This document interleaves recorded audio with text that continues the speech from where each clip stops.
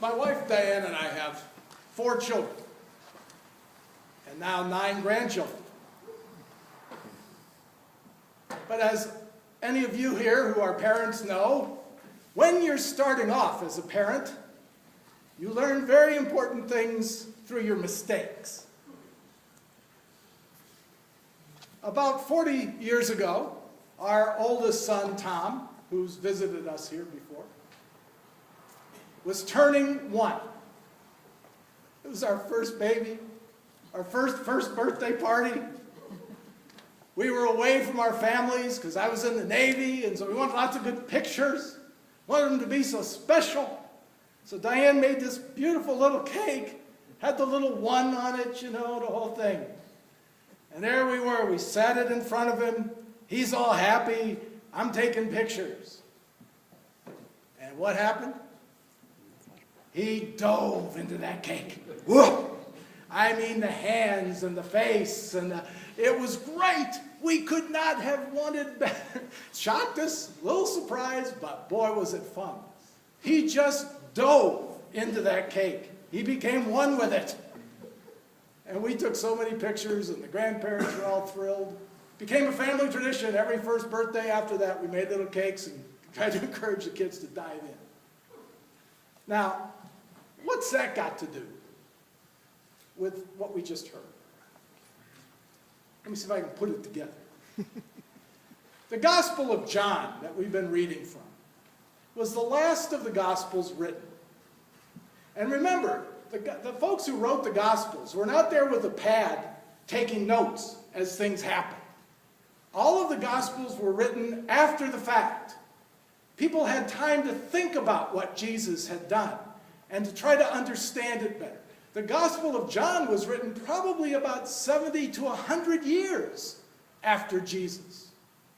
That's a long time to be thinking about what did Jesus mean with all of this language? What did Jesus mean at the Last Supper when he said, "This is my body"? What did he mean with all of that?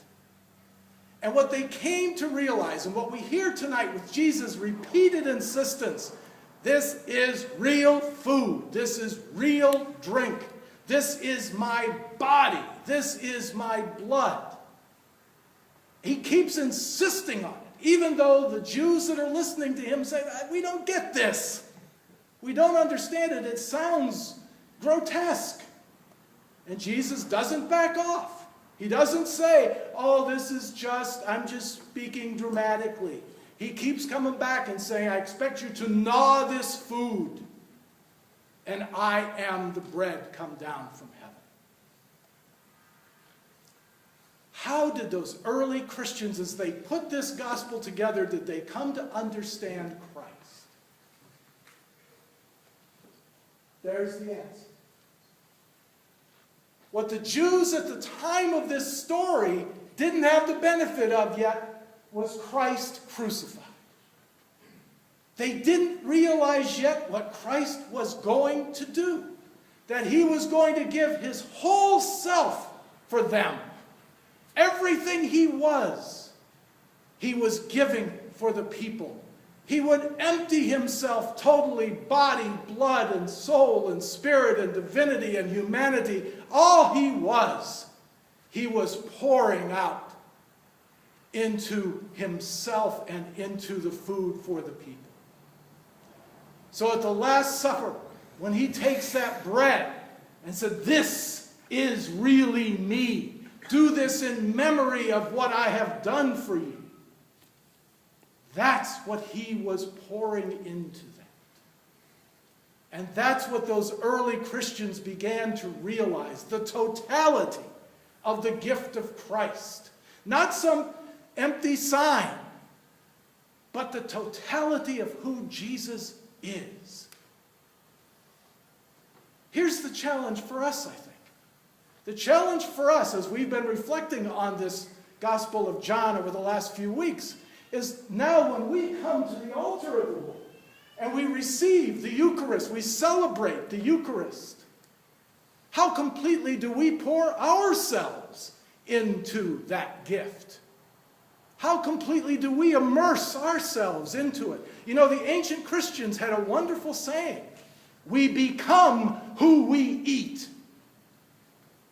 We become Christ in the world today. Just as Christ gave a total gift, we too are to give all of ourselves. And when we receive in faith, we are to go forth in love and charity and faith and hope into the world. It's all about immersing ourselves totally into that gift. This coming week, let's look for examples of how we can show and demonstrate and be totally committed to being Christ in the world today. And as those ancients would say, you have become what you eat.